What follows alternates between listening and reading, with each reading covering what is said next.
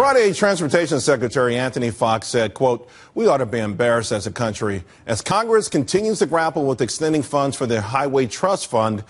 In the World Economic Forum's Global Competitiveness Report from 2014-15, in the category of infrastructure, the United States ranked 30th.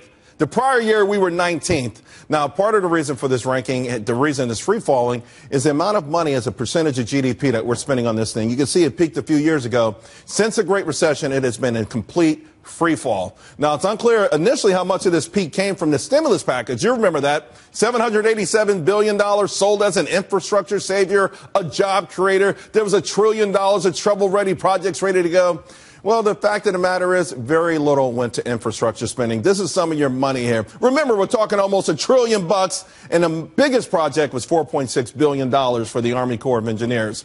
Now, usually annually, around $270 billion is spent on infrastructure. 90% of that comes from state and local governments. Municipalities, look at the bond issuance. They have not been raising money. We peaked in there $300 billion. Now we're down to less than $150. Local taxpayers, they don't want to fork over any extra cash. Just last week, Michigan tried to get them to pay $1.9 billion. It was a measure that would have taken $1.3 billion, put it towards potholes and some other infrastructure things. Dead on arrival.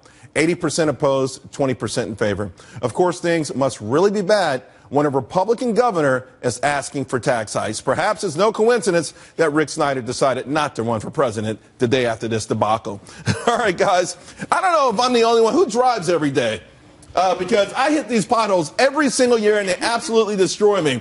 Joining us now, Fox Business contributor Gary B. Smith and Wall Street Journal's wealth advisor Veronica Dagher. Gary, I'm going to go with you.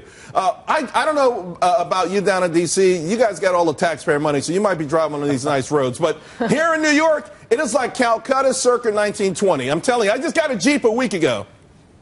Well, Charles, I'm surprised to hear it from such a free market thinker like you that you're implying that the government should get more money from infrastructure.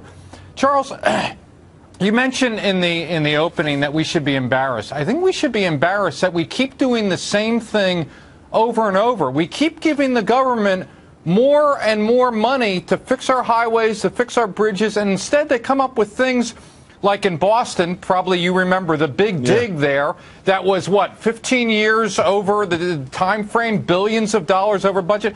Charles, one question. Why don't we just privatize all this? We have the technology to make it user-based.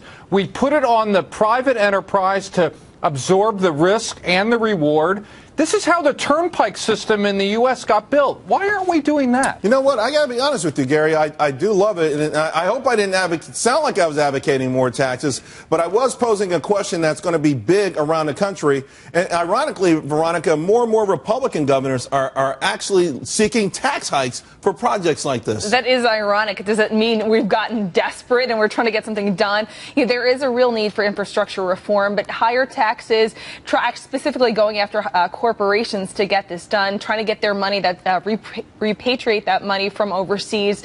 That's going to meet a lot of opposition. It already has met a lot of opposition. I think what a lot of the corporations, a lot of those leaders are saying is we need tax reform. We need simplified tax code that's going to make it more friendly for people to do business and improve jobs. But Monica, I think we also need accountability. Yes. $787 billion in stimulus. No one knows where that money went.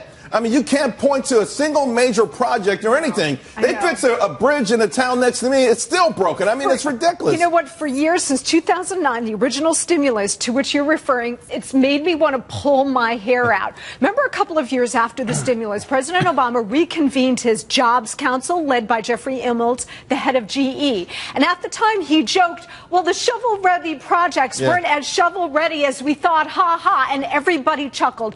Do you know how much, what the percentage was of that $800 billion stimulus that actually went to infrastructure? Like 4 or 5%, right? About 6% actually went. The reason we're in this predicament where we are in the third world at LaGuardia and in New York City is because this government blows so many trillions of dollars on crap that they don't actually do what they're supposed to do. All right, guys, we got to leave it there.